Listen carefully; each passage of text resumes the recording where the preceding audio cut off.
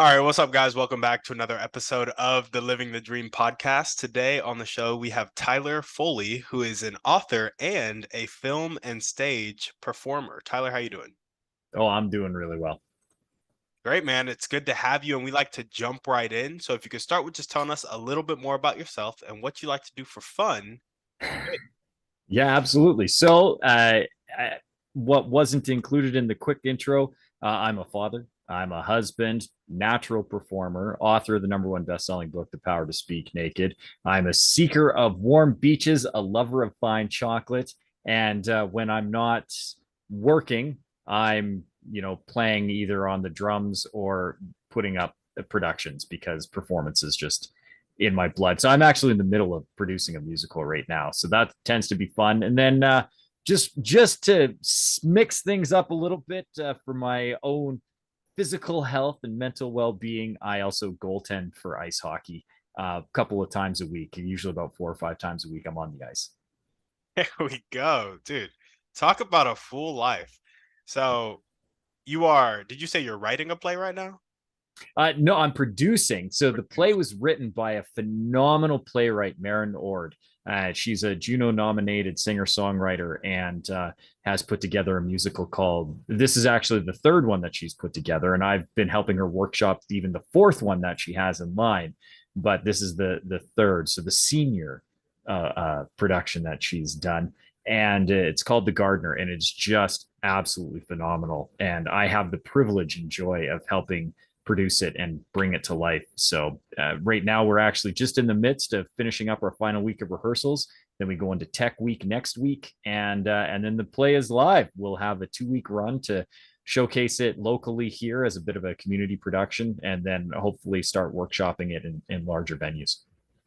I gotcha. And so I'm curious, when you're the producer, is that like the money behind the show? Are you helping direct the show? How does this work? Yeah, I am the what do you need, and I will make it happen guy. So, and it's a favorite thing for me to do just in general. I like being, of assistance in all aspects of my life. So the producer role is excellent. I am the find the money guy. I am not the I have the money guy.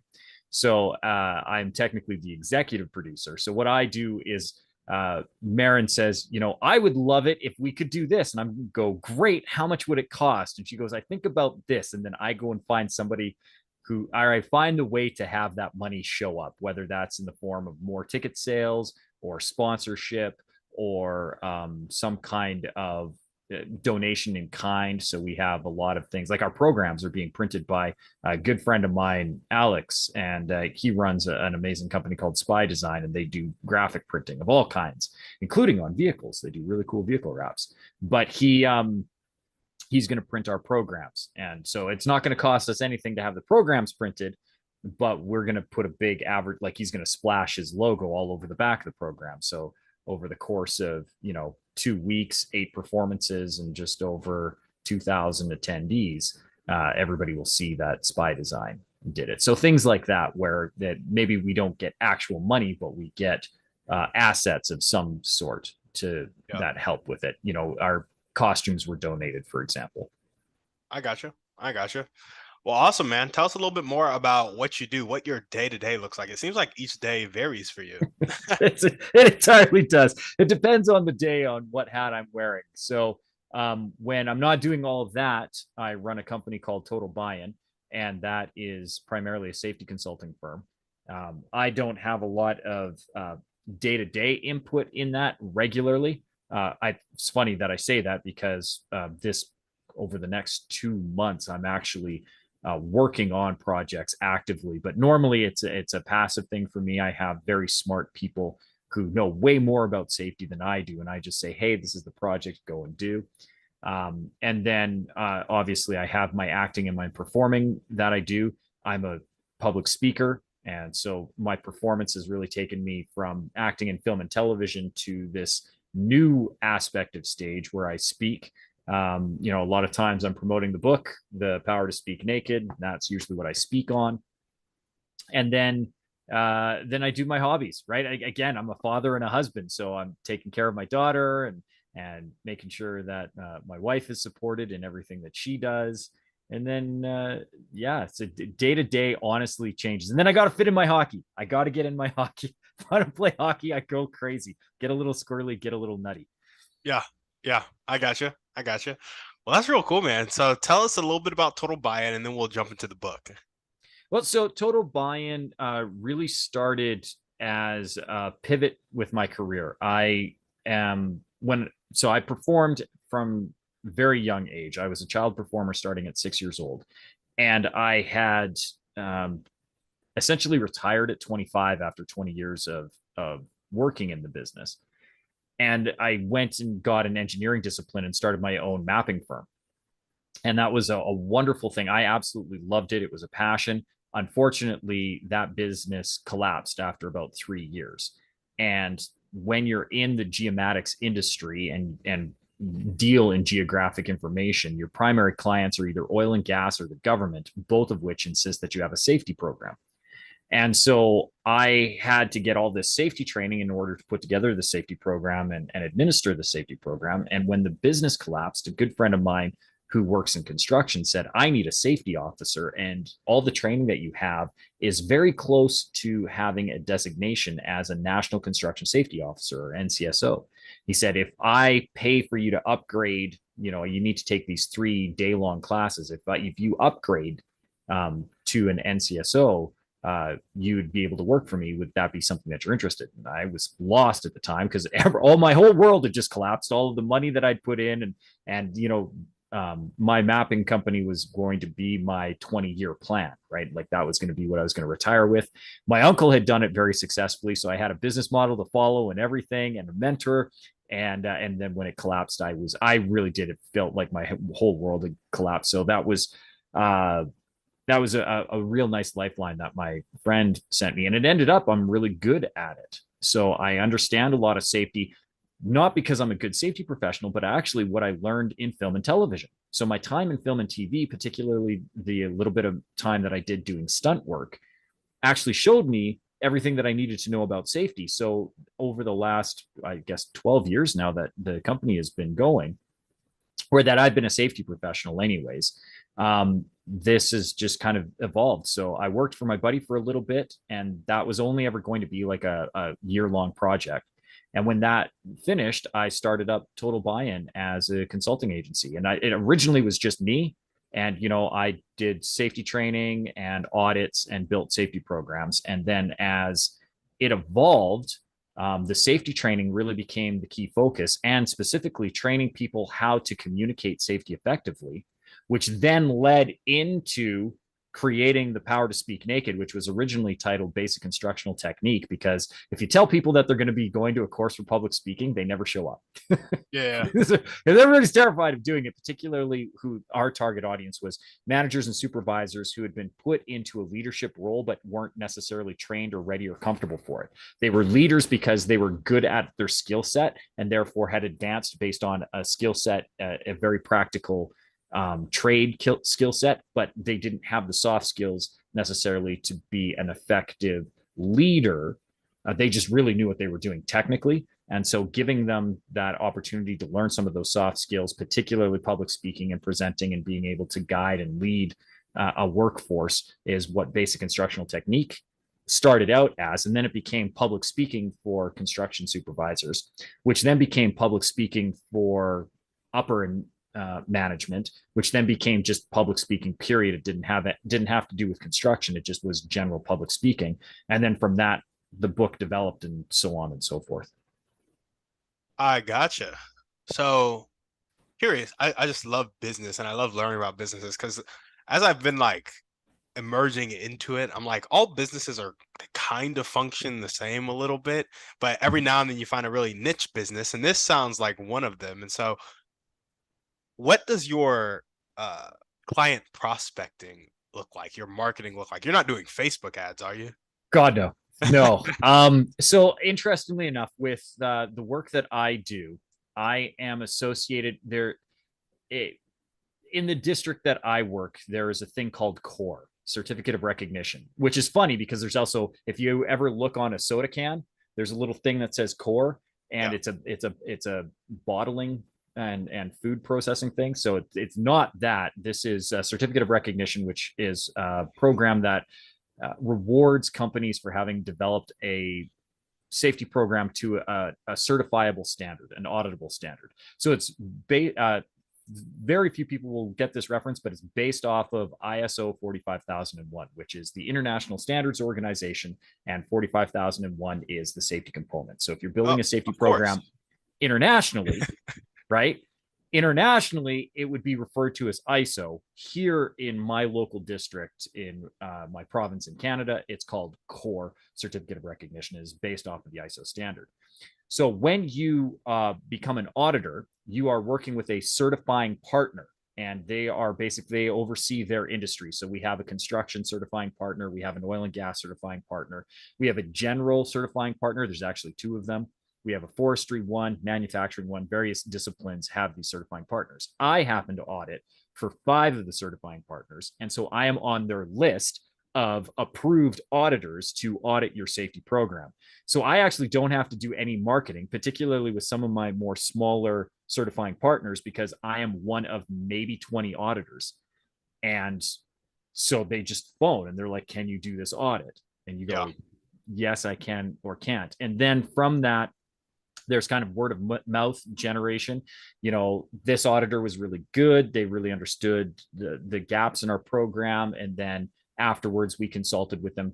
The only hitch is if you have built somebody's program, you can't audit the program, because then you're auditing your own work and it's a conflict of interest. But once you've audited a program, you can consult on it in helping them make it better. You just then can't do the audit again. So it's kind of this self-feeding entity where you start to develop relationships within the industries. So if you're auditing the program, you can't consult for it, but you maybe recommend somebody else who would be a really good consultant with it, and vice versa. If I haven't audited a program but somebody else is auditing the program, they know my reputation and they can refer me. So it's this, and then obviously word of mouth within the clients. If you do a really good job, your clients then brag to all of their other business associates, and they go, hey, Yeah. bring Tyler in. Total Buy-In does a really good job. And so I certainly don't do any advertising on Facebook. I post occasionally on LinkedIn some safety information, and hey, this is a thing. Sometimes we get some traction that way, but I really don't use social platforms. Most of my referral comes internally from the certifying partners, and that makes it nice, because then I don't have to be putting out any kind of marketing or advertising budget. It's not sustainable, in my opinion, Yeah. especially because it's such a niche thing. Yeah. Yeah. I gotcha. That is really, really cool. And then you can get those contracts and basically outsource it to other safety professionals that you have either working with you or are partners in some extent. Exactly what I do. So the nice thing is again, it's a small industry, and I have a good reputation, but I also have a lot of other balls in the air, and various entities that I'm involved with. And so that's exactly what I do. I've built it up to a point where I am kind of a default go-to. People will phone me, and I have really good bids and a good reputation. I'm definitely not the most economically friendly bid, because Yeah. I know what my worth is, and I know the quality that we put out. But I am at this point just a figurehead within the business. I am the director of Total Buy-In, managing director, but director nonetheless. And I have a really good staff in place where I pop my head in once a quarter and I'm like, hey, what's going on? And they're like, this, and this, and now we don't need you, go away. I go, okay, perfect. Except for this quarter, when they were like, yeah, we a couple of the auditors that we normally work have had their license lapse, or they're no longer auditing. They've moved on. They've done other things, and so we're short on a couple of contracts. Can you come in and do the audits? And I go, oh yeah, no, that would be fun. Only I've agreed to it at the worst possible time, because I'm speaking for a couple of trade associations this month. I have the LA Times International Book Festival that I'm showcasing at. I have the show is going up in Yeah. a week and a half, and I have 3 audits on the go. I don't sleep. I haven't slept in days. It's been I fun. gotcha. All right. I want to move on to the book. Just one last question though before your timeline, and so you look like you're 28, Yeah, but your thank you. timeline puts you older than 28. So I'm Significantly. curious how old you are, if you Uh, don't mind. I I was born in the 70s and will celebrate my 44th birthday in 3 months. There we go. I gotcha. Yeah. Well, you look real good for But 40. thank you. I moisturize and drink a lot of water. and and am blessed with really good genetics. My father looked really young his until he passed, and my mother, it just actually when she remarried a few years ago, she looked younger in her new wedding photos, untouched, than she did when she married my dad, and that's about a 30-year gap in between that, almost, yeah, 33-year gap. So I'm lucky. I thank my mother every day for really good skin and a beautiful beauty routine. Yeah, yeah, absolutely. Well, awesome, man. Tell us a little bit more about your motivation. What gets you up and keeps you going every day? Oh, definitely my family. I mean, I see my daughter every day. She's been an inspiration. I can't even remember what I was. I've always been highly motivated. I've never had to find a reason to get up and go.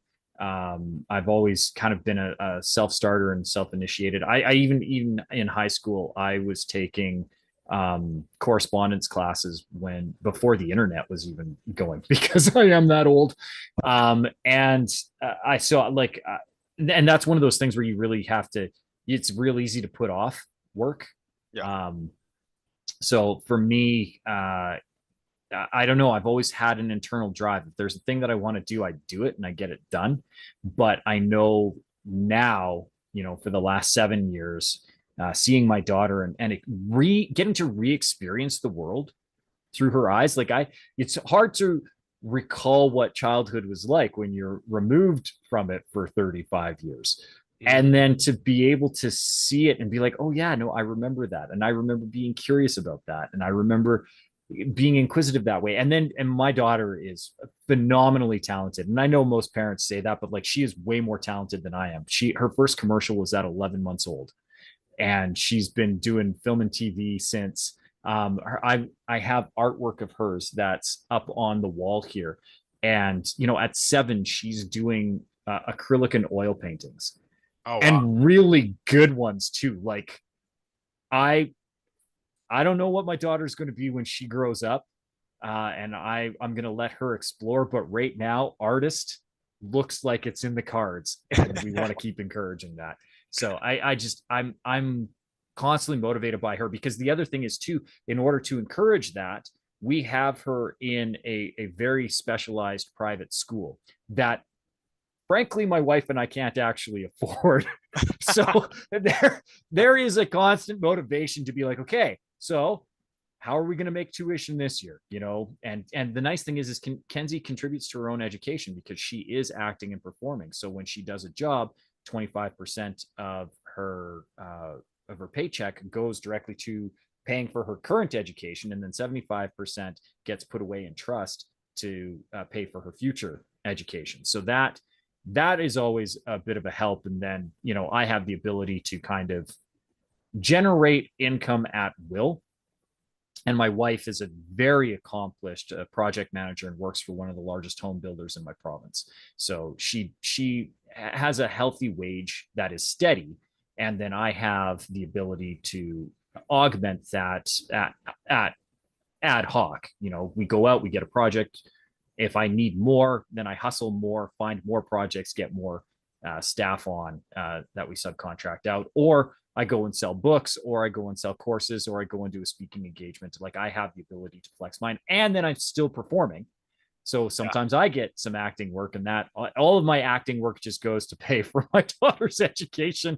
But it's a really nice, and frankly, it's a great situation to be in, to have a reason to need to hustle a little bit, and drive forward, but also have the freedom and flexibility that if I have a slow month, we have a safety net in my wife's occupation. yeah. I love it. Sounds like the ideal setup for sure. Yeah. Well, cool, man. Tell us about your dreams and goals, vision for the book. Tell us about the book and your vision for it. Well, the book actually started as the course, and I have loved public speaking since I was probably 10 years old, and didn't realize that it could be a profession until I was about 34, 35 when I was first asked to present a keynote. And the first time I was asked to present a keynote, I didn't even know what a keynote was. I had to search it. I was like, I don't know what is a keynote? Is that like a post-it note with a lock on it? Like, what is this keynote? I don't understand. But when I finally realized that you could make like a month's wage in 45 minutes, I was hooked. I'm like, how do I do this? How do I make this the thing? Because even acting is great when you get a gig, but you might, particularly for me as a day player, I go on, I might do one scene, have a couple of lines. You might make 2 or 3 grand for the day. It sounds good, but when you're only booking 1 or 2 or 3 shows a year, Mhm. it's not, you're not making bank the way that most people I think you are. So it's Yeah. good fun money, it's nice bonus money, but to know that you can go up and make 5 figures in 45 minutes, that motivates me, because you do that because it's not improbable or impossible to do 12 of those a year. Well, you do 12, low 10 figure or 5 figure engagements, that's $120,000 minimum Yeah. that you can make in a year. And it's not difficult if you do it. So what started as me training people just how to feel comfortable public speaking, which is what the book is about, has been now a career for me to go and speak to people about public speaking and how to overcome the fear of it, and how to communicate effectively, communicate with confidence, and really win over your audience. And so that has become the main push and the thrust behind the book. The goal for it now is to get it in the hands of at least 25,000 people. I want to be on the New York Times and the Wall Street Journal bestseller lists, preferably number one. The book has already gone number one on Amazon a couple of times, which is nice.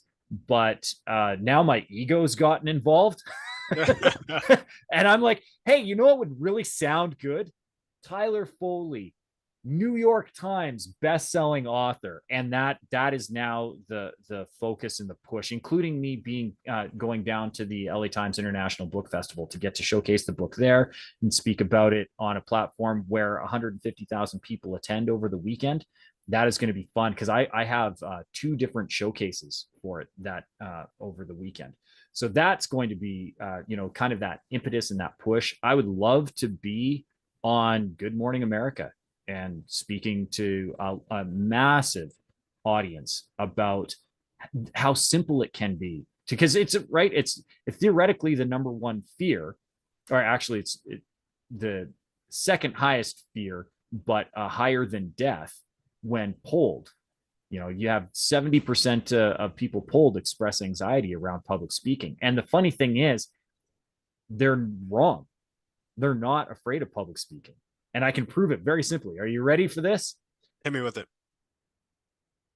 If anybody who's listening to this right now is thinking to themselves, no, no, no, no, you don't understand.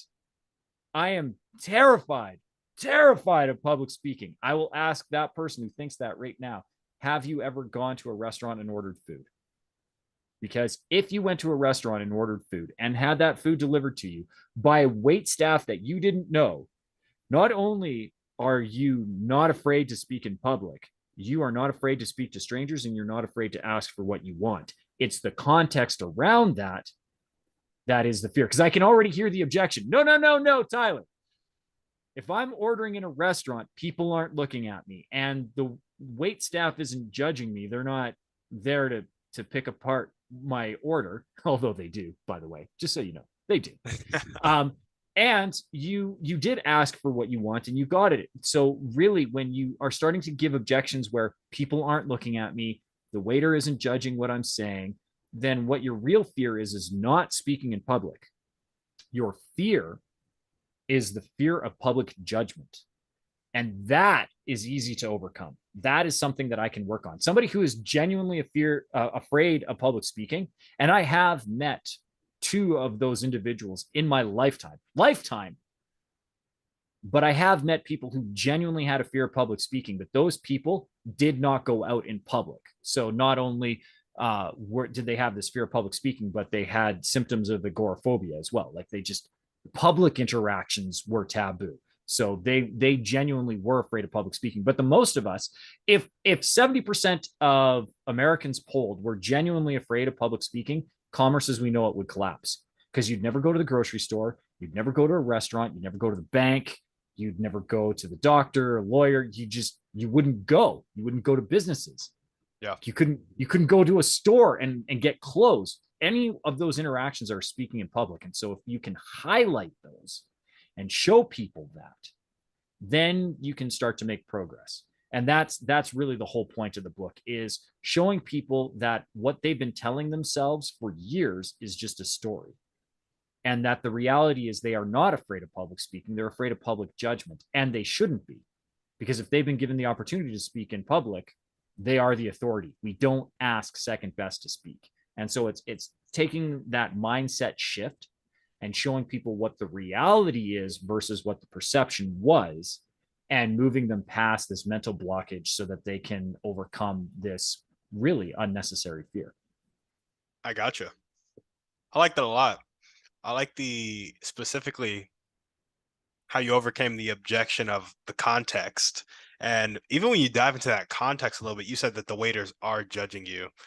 And you Oh, know, they are. yeah, for sure they are. But somebody could come back and say, yeah, but it's their job. Like, they showed up specifically to take my order. And what's interesting about that is people showed up at the event specifically to hear you speak, you know? Yes. Like, it's the same context.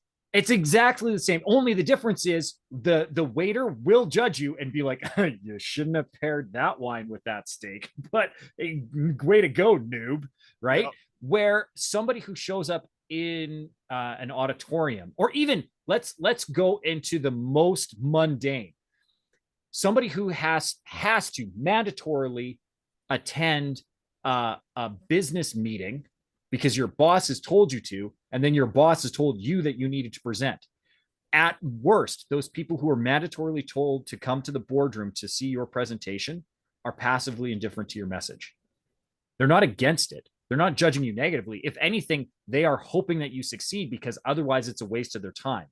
And if they really didn't want to be there, they would find an excuse, especially now because I'm not feeling very good and I should probably not come to the meeting today. That would be bad, and I'm just not going to show up. And that's exactly what we do. We as human beings are remarkably selfish. So if I am in a room, I am there hoping that it will be good. So your audience is on your side innately. And we can prove this right here and right now, Timmy. Are you ready? Hit me with it. Anybody who's listening right now, did you show up to the show hoping that Tim and I had a horrible conversation? Were you thinking to yourself, man, I hope this Tyler Foley guy sucks. I hope he brings no value to this conversation. I hope his examples land flat, and I hope that nothing he says adds value. If those were your thoughts, first of all, why did you tune into this show, and how have you made it this far? And secondly, recognize that that was not what your attitude was coming into it. You came to this hoping that you would be at minimum entertained, hopefully informed, and come away better than how you showed up. And that's why we always show up, or we wouldn't show up, right? We would find some other place to be.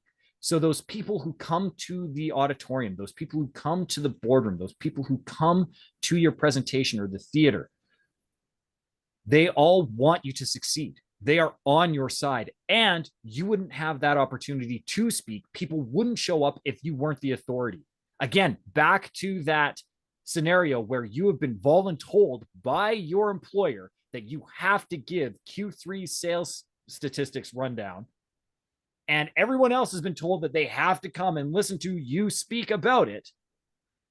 Your employer chose you because you were the best to present. We don't ask second best. We ask the best. So if you've been asked, you were the best, you were the most informed, nobody else knows more than you, or nobody else can bring the perspective that you can. So you are the authority and the audience is on your side. Therefore, there's no need to fear their judgment. There we go. I love it. Well, Tyler, so we got two dreams and goals for you right now. We got about the book being able to train people on how to overcome the fear of public speaking. We're getting that book into the hands of 25,000 people. And then you want to be on Good Morning America speaking about how simple it can be to actually do public speaking. Any other dreams or goals that you want to add to that? Oh, yeah, I've got tons. Well, I would love, I'm going to be recording the audiobook for The Power to Speak Naked. It's actually a thing that we were supposed to do last year. And then the studio that I was going to be recording at had a COVID issue and we couldn't record. It's very hard to record if you are sick and you don't want to get sick from other people. So we didn't get that audiobook recorded, but I would love when it is finally released, because we have managed to get into, we've got the recording going now. It just needs to get out and published and released. I would love for the audiobook. Again, this is a total ego play. This is just purely for ego at this point. Because you can nominate spoken word for a Grammy, I want to join Stephen Colbert and be a Grammy nominated and hopefully Grammy award winning author of The Power to Speak Naked. I want to win a Grammy. I don't, a Golden Globe and an Oscar are probably outside of my realm. Again, as a day player, I was a performer, I'm an actor, but nobody knew my name from acting when we started this episode. And very likely, given the way that I perform, they probably won't into the future. So Golden Globes, Oscars, probably not in my future. I do love to sing, but I am no Marin Ord. So Grammy for, vocal performance in the singing variety, probably not in my cards either. But spoken word, if I bring this enthusiasm to my recording, which I did, and enough people in the Academy decide, yeah, it wasn't too bad, and it's a light year when it comes to audiobooks, maybe I can become the Grammy award-winning author of The Power to Speak Naked for spoken word. And that would just tickle me. Absolutely. Do you have to submit it to them, or do they just pick it up because it's a well-marketed book? So you have to be nominated by a member of the Recording Academy. And as luck would have it, I know two members. So all they have to do is nominate you, and then it becomes a PR thing at that point. Then you have to canvass all the other members and be and have them just vote, because it's just a vote. It's a vote amongst the membership, very similar to the Oscars, where the Motion Picture Academy and the members vote internally amongst themselves, and then it gets tabulated, and whoever has the most votes wins.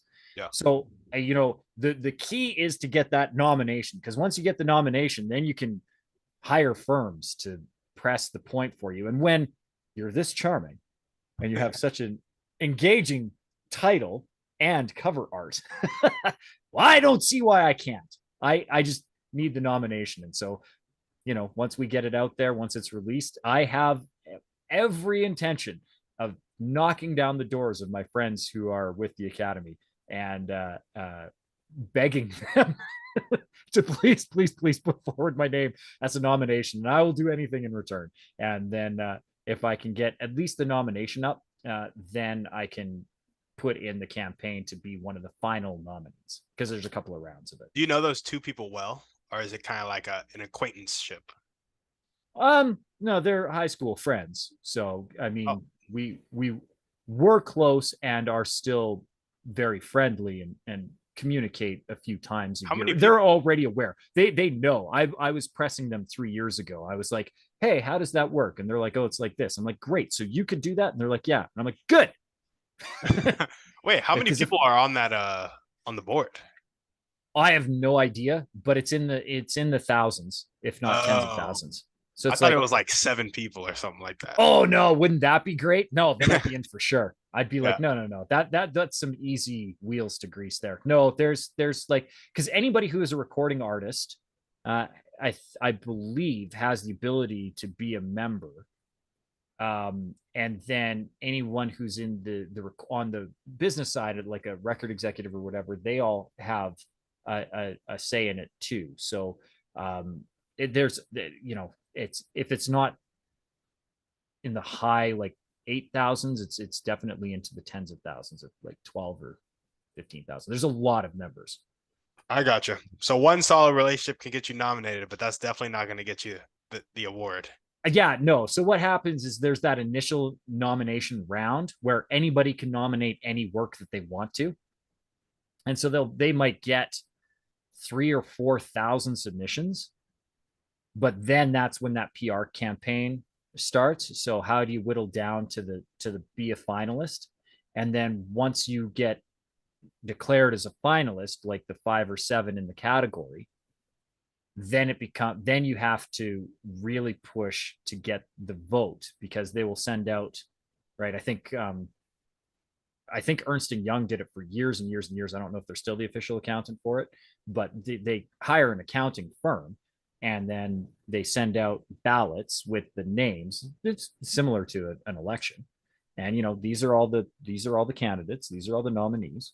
Uh, by all means, you choose. So you want to be the one who's front and center, right? Because with both my name and the title of the book, I won't be alphabetically the the first selection on the ballot. So I need people to be like, the power to speak naked. That sounds interesting, or actually have listened to the book, which would be super cool as well. It should be epic. Yeah. I Yeah. got you. Well, cool, man. Any other dreams or goals that you want to chat about? No, just making sure that my daughter gets to do the best that she can every day. That's the whole reason I want half of this stuff. Like, honestly, the ego play stuff, would it be fun to be able to like put a sticker on the front of the book that had New York Times or Wall Street Journal bestseller? Yes. Would it be fun to have it as a Grammy award winning book? Cool. But all of that is really just to facilitate that PR engine where I can go out and speak and earn higher uh, dollar amounts for my presentations. And not because I want to be rich or famous, but because I really want to see my daughter have every opportunity to succeed. And as we all know, one of the best things to help as far as a resource goes is money. Yeah. We're doing our best to make sure that she's surrounded in a very supportive community with her school.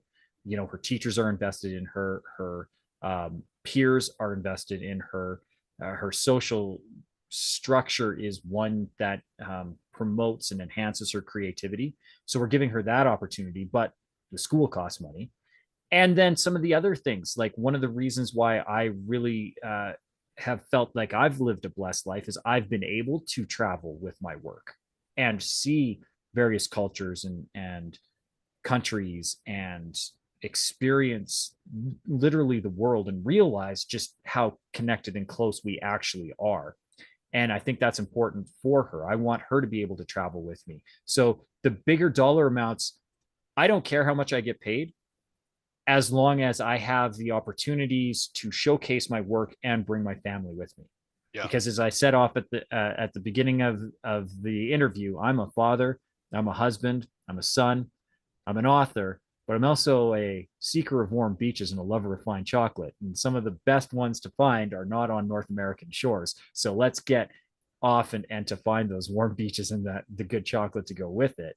And speaking is actually one of the great ways for me to be able to. So I would love, another goal. I would love to be on a stage with Tony Robbins and be invited onto his stage, like a Robbins research one. I had the privilege in May of last year to be invited to a Power of Success event and present there. Unfortunately, we had a technical glitch on the morning of it, and it set it behind by 45 minutes.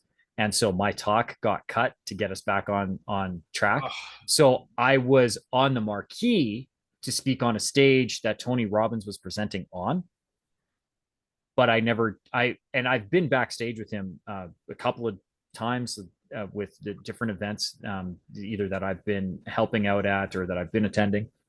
But I would love to be having such an impact in what I am doing that somebody of the ilk of Tony Robbins reaches out to me and says, we love what you're doing. We've been following you for a while. Your messaging is on par. We would love for you to come and teach our audience. Because ultimately, that's all I want to do. I just want to be able to facilitate this conversation so that people understand that they can do this thing, that this limiting belief, particularly around public speaking, because it's one of the most sought after soft skills. It's the thing that separates people in a leadership position and people who are not. And it has an impact on earning potential. It has an impact on just your life in general. This ability to public speak, and it's an easy thing to do. It is teachable. It is learnable, and 70% of people in the world apparently struggle with it, which I think is an absolute shame. So if you really want to talk about living the dream, we want to live the dream, and whatever your dream is, some segment of that has to do with public speaking. I promise you, you won't achieve any of these dreams if you haven't mastered this one skill set. And so that is a big high level goal for me too, to be invited onto some of those bigger stages. Yeah, I love it. Invited onto a bigger stage with somebody that is of the caliber of Tony Robbins. Yeah, if not Tony's stage. Like, and then the nice thing is like I said, I've had the opportunity to stand on those stages, but I would love to, be with the big man himself and not just in the photo line backstage. Yeah. Right. To be up on stage with him and him say, Tyler is this, or, even of the same vein, I've spoken on stage with Les Brown, so I've been introduced by Les Brown, and that was cool. Yeah. But that's epic. Oh yeah, no, and he's a phenomenal human being, and I love Les with all my heart, and what he's contributed. And that's the thing. I would love to be able to contribute in a manner that he has, leave a legacy like that, where people, when you drop the name, go, oh yeah, no, and what phenomenal gifts he gives. Like, because that's the thing, Les is constantly giving, and I want to be of that. I want people to come and really learn and be like, if they ever come to one of my workshops or my seminars, I don't want them to just get their money's worth. Yeah. Right? I want them to be able to get their money back and then some. Like, there needs to be a path to forward. Why did you come here? There needs to be not just an ROI. I don't want people to be just satisfied. Oh yeah, no, that was good. That was worth the money I spent. No. You come when you have a clear, definitive path on how, if you give me this sum, you're going to get it back. And then, 5 times it, 10 times it, 20 times it, whatever that happens to be. Because otherwise I won't feel that I have given. Because I want to make sure that I leave my goal, no matter what I'm presenting and no matter what I've been paid, or if I've been paid at all, or if my audience is paid or not. My goal is always leave them better than I found them. Even right down to like acting performances, if it's just fictional. I want people who are coming to see this musical, who are, tickets are cheap. They're like $30. You want to come? I want them to feel moved.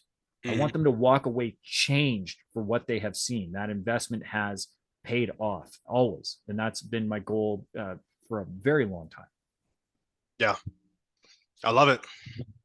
Well, cool, man. What are the top 1 to 2 skills that you need to develop to make some of these dreams and goals come true? So weird. I've always had a really good memory, but I need to work on it even more.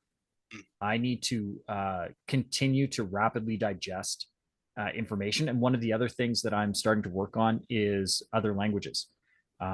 So I'm learning Norwegian and I'm learning French. I'm Canadian, so French is like, I should know French, but I grew up in Western Canada, so like we are very separated from Quebec.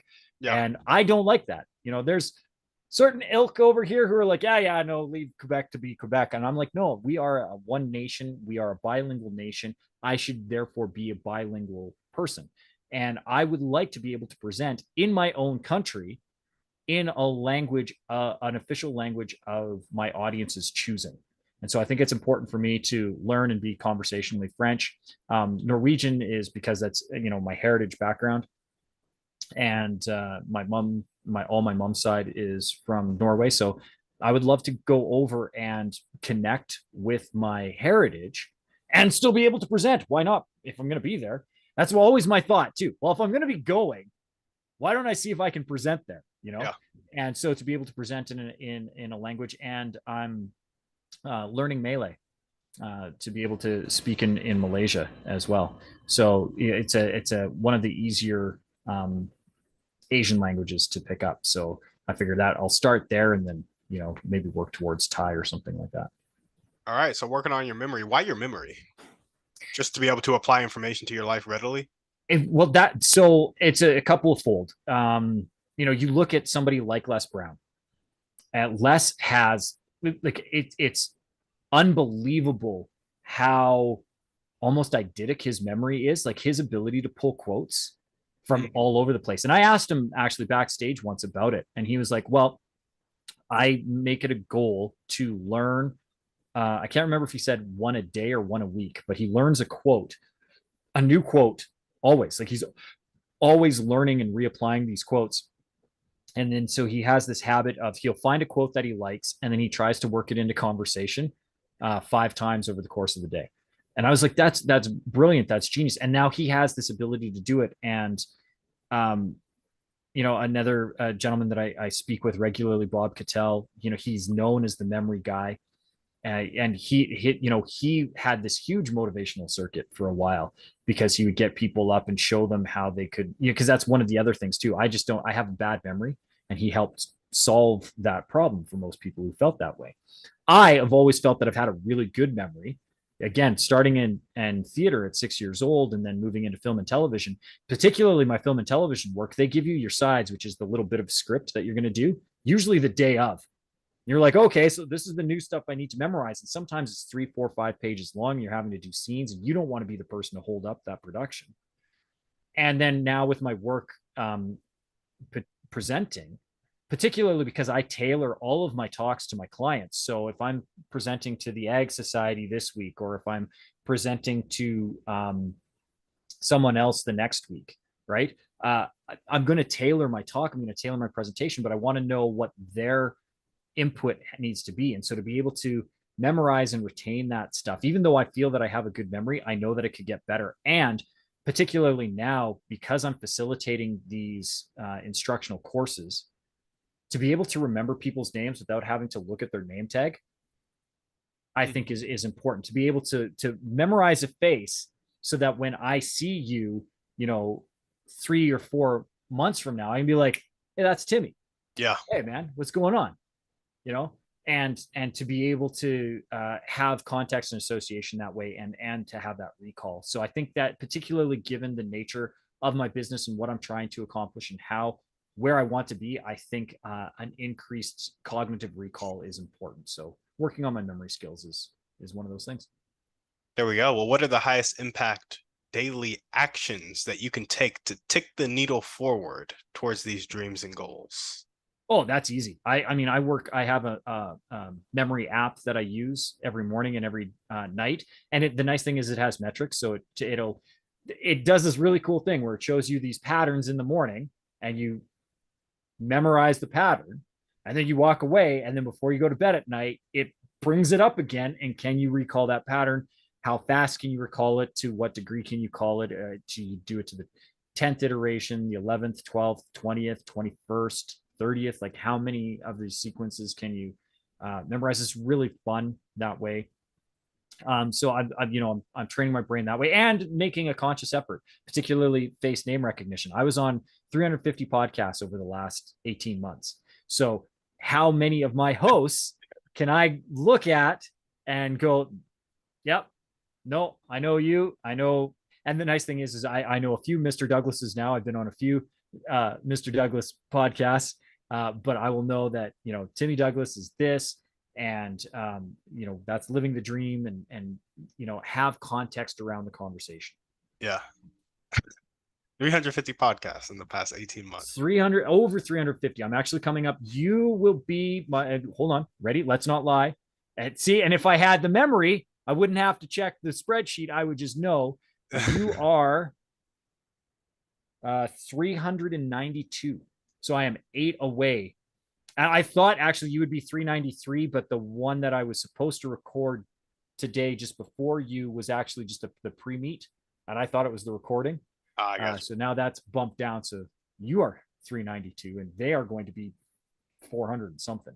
But over the last 12 to 18 months, over 350 podcasts. It's basically 1 to 2 a day. Dude, that's epic. Yeah. That's epic. My Um, SEO is through the roof. I bet. What character trait do you most need to develop right now to make your dream life come true? I don't know that I need to develop any character trait. Yeah. I think I just need to enhance who I am. Be aware. I think it's weird because I'm in this weird place where I need to have a well-established and healthy ego, but I can't be inflated. Hmm. And to find the balance of humility within what I'm doing, and just be human. I need to maintain my humanity. But I've always been able to do that, and you know, I'm not somebody who is shy of my skills, but I also know where my area for improvements are, and maintaining that awareness, I think, is really what I need to do. But frankly, to achieve the goals that I need to do, I just need to be consistent and persevere. Yeah. There we go. And if there were one or two people you can meet right now, it could be a specific person or a type of person, and they'd really help you take that next step towards these dreams and goals. Who would they be, and how would they help you? Well, I don't. So the one I don't know that they would help directly, but I just want to meet them, so it'd be That's fun. fair. And that Dave Grohl. I want nothing more than to sit backstage with Dave Grohl and just hang, pick his brain. Ideally, if I could have like a day where Dave and I just hung out at a beach, maybe surfed a little, played some drums, ate some really good food. That would be ideal, and I would just pick his brains around creativity and perseverance and overcoming adversity. Like, I mean, that man has had a lot of tragedy in his life, Hmm. and I don't know him, but what I see of him in the public eye anyway, he he has every reason to be one of the most miserable and pessimistic people on the planet, and yet he's the exact opposite. Yeah. And honestly, I'd love to see the man and just give him a hug and say I'm sorry about Taylor. You know, never mind Kurt. Kurt, I think he's managed to get over, but the loss of Taylor Hawkins is probably still fresh. So I would love to meet him just to learn, just to absorb in the aura. And then I mentioned him about 1,000 times. If I could actually be on the inner circle with Mr. Anthony Robbins, um, or even attend his birthday on a leap year where he actually gets to celebrate his birthday, that'd be kind of fun. Um, Was he but born on February 29th? yes, he was. Of course he Yes, was. yes, he was. So that's nice though for Tony, because it means I think he had his 15th or 16th birthday Uh-huh. 2 years ago. Yeah, that's So I so. mean, he looks good for 16. Um, but no, and the funny thing is I wouldn't want to meet any of those people with the express uh, purpose of how they can help me. I That's a I good would thing. want to be I would want to be of service to them first. Like, Yeah. is what I'm doing something that would help you? Is this something that would more specifically help your audience? Can can we find a way that that we find a joint venture that benefits all of us? That would kind of I would want to go in with that kind of mindset and that approach, as opposed to what they can do to help me. I'd want to know how we can all help each other. I feel that. I mean, that's a great way to approach these relationships, right? Value add, value overflow is kind of the vibe you want to be going for. Curious if you've ever had this thought. So in modern society, we live a really kind of abundant life, in first world countries. Like a lot of us just in the middle class are living like kings and queens used to live. And so have you ever looked at a business and like Jeff Bezos or Elon Musk or even Tony Robbins, and when you talk about somebody's audience, it's kind of like their own little kingdom in a sense, where it's like they have so much authority over that audience and they did so much to build it. And now it's like, how can our like How can our kingdoms come together? Literally, that's, that's Yeah. like what the question is. Yeah. It's just funny to me because I was reading the 48 Laws of Power and how he was discussing um, how kings and queens would interact. I'm like, it's a lot of how businesses interact now. Just there's a, it's a bit more corporate esque. Like it's not wars and stuff. It's more Well, like, the funny thing is that I mean, they are wars. They're just not fought with armament. yeah, So you have a lot of peace treaty negotiation on shared fronts where I'm not going to invade yours and you don't invade mine. And then you have a lot of let's come together because we need to overcome or conquer this yep, entity here and bring an end to that. Um, and then you have kingdoms who uh, reigned royalty that have lost the plot. yeah, I love Blockbuster, right? Nothing can touch us. Nothing can touch us. Who is this Netflix, yep, right? uh huh, We've been around longer. We are an established fiefdom, and then they go. yep. So not recognizing the weaknesses in your own fortification. So no, I do think that right now modern industry and business and uh, corporations are our closest thing to royalty because most monarchs are collapsing, and most monarchs are their own business unto themselves too. Facts. You look at the British royalty. I mean, they have their own PR for a reason. Like there's a reason they have PR because they're a business. And right now they're a business of trying to maintain and keep relevancy in an increasing lack of it. Yeah, for sure. I just thought that was interesting. I've been having that thought recently. Wanted to share it. Yeah. Seemed like you would vibe with it a little bit, so I just put it Oh out. yeah, no. If I could, marry off my daughter to one of Tony's grandsons, I would do it in a heartbeat.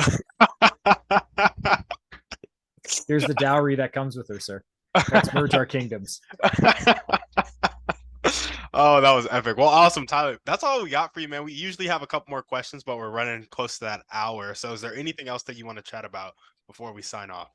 No, I just, thank you so much for having me on. I really do appreciate the opportunity to come and chat. And the only thing that I would encourage your audience to do is if they're enjoying what you do, you're listening and you got to the end of this, which means you're absorbing this content. So if you haven't done so already, if you could do me a favor and hit pause and give Timmy a 5-star review. Say why you like it. Be specific. Don't just be like, yeah, here's the 5 stars and click. There's that little comment section down below, and it's not just there for ornamentation. Like use that. What is a specific episode that you've listened to, or just generally, do you like the vibe? What is it about this podcast that you like? And please, please, please be specific with it. So if you could do me that favor, I would appreciate it. Tyler, I appreciate that, man. Yeah, the it helps us out a lot if you guys are out there listening. Well, cool, Tyler. Thanks for coming on the show. No, and thank you for having me. We'll talk to you soon. Yeah, where's the best way for people to reach you before we sign off? Well, I'll tell you what, if they are willing, your audience is willing to give you the 5-star review. And now this is contingent on that. Okay. So if you're listening to Living the Dream right now and you're like, oh, he's about to offer me a thing, I can go and I can find Tyler's information. You can, but Tim's going to put it in the show notes, right? So you're going to be able to scroll down. But as you scroll down, you're going to see your little 5 stars. You're going to see your comment. So before you get to my stuff, there's a little bit there for Timmy. Somebody please think about Timmy right now. Okay. We want you to give that 5-star review. If you're willing to give a 5-star review, then if you find in the show notes, you can come to my website, which is SeanTylerFoley.com. Sean is spelled the proper Irish way, SeanTylerFoley.com. Tell him Tyler sent you. And right above the fold, the first thing that you'll see is an offer to join my private Facebook group called Endless Stages. And I go live every Tuesday for 20 minutes at noon Pacific, 3 Eastern time, and give a live training for whatever happens to be the hot topic of the week. And I pull that from our group conversations. So the more active you are in the group, the more likely you are to have your questions answered. And on top of that, when you join Endless Stages, we give you a free PDF download of my book, The Power to Speak Naked. So you don't have to spend the $17.95. to get the book in a bookstore, you can just get the PDF for free. I'm also going to give you access to my Drop the Mic speaker training program, which is a self-paced 7-module online learning course. Each module is under 5 minutes. So in a week and less than 35 minutes of your time, 5 minutes a day while you're sipping your coffee or on your way to work, you can listen to or watch these training modules, and they have very actionable, very quick to implement techniques to make you a better, more confident public speaker. All of that free to your listeners so that they can live the dream, but only they're giving you a 5-star review. No 5-star review, no free gifts for you. There we go. Well, awesome. If you guys are listening to this and you loved what Tyler had to say, you loved his vibe, you're looking to get into public speaking because you want to take your career and your life to the next level, make sure to hit Tyler up.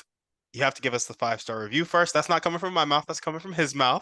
But hit Tyler up. The link to do so will be down in the show notes. Thank you guys for listening. We will see you on the next one. And on that note, we're out.